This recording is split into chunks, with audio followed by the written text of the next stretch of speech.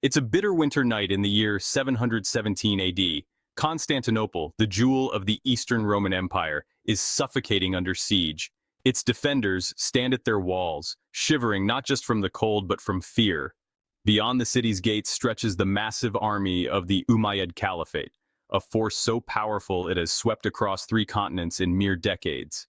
The fall of Constantinople seems inevitable. If it falls, the road to Europe lies wide open, and the Christian kingdoms, already weakened, may not survive. But something unexpected happens, something that would change the fate of Europe forever. A moment in history almost lost to time. What saved Constantinople?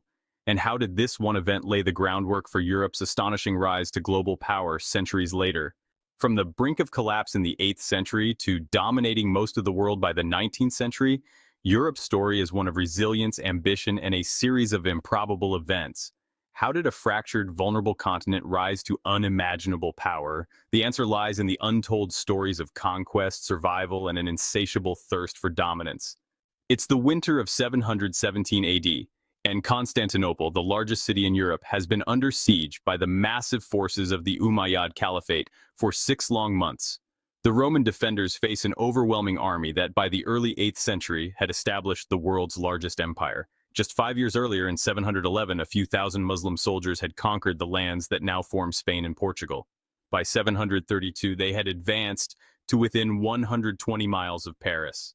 This vast Islamic empire overshadowed the fragmented Christian kingdoms of Europe, including the last remnant of the Roman Empire in the east, Byzantium, now but a shadow of its former self. Europe at the time was still recovering from a devastating plague that had wiped out half its population, leaving it fragmented and vulnerable. Besides the looming threat of the Umayyads to the south, the Christian kingdoms faced incursions from all sides. From the Eurasian steppes, nomadic raiders like the Avars, Khazars, and Bulgars struck deep into Frankish and Byzantine territories. A century later, Norse raiders, known as the Vikings, would add to the chaos with brutal attacks on Britain's coasts and mainland Europe.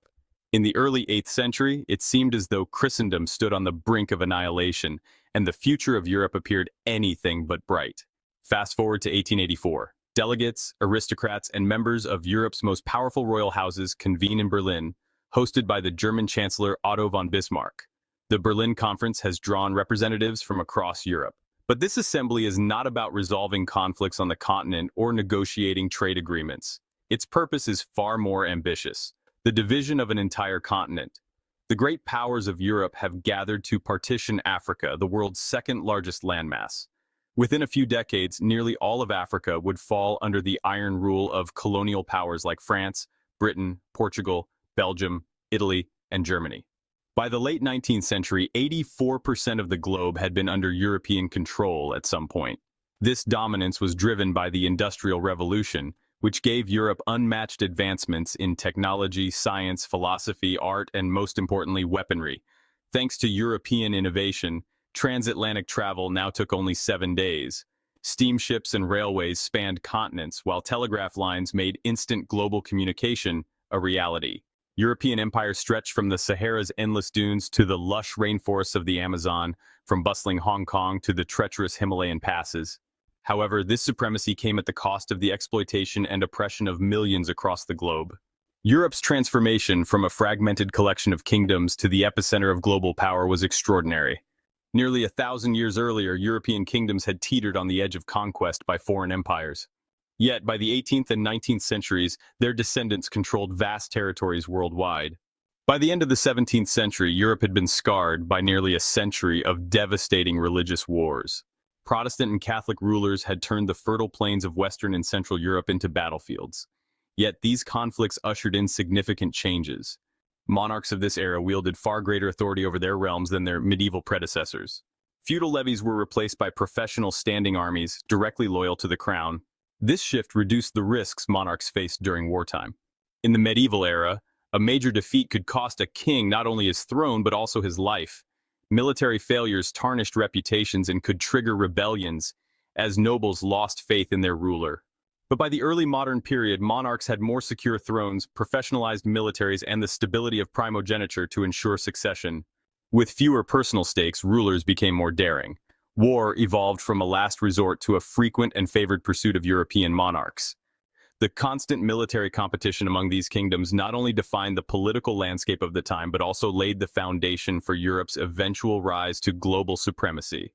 European rulers heavily invested in their militaries and swiftly adopted emerging innovations, particularly gunpowder weaponry. This relentless arms race resulted in European armies and weapons becoming far more advanced than those of their Asian and African counterparts.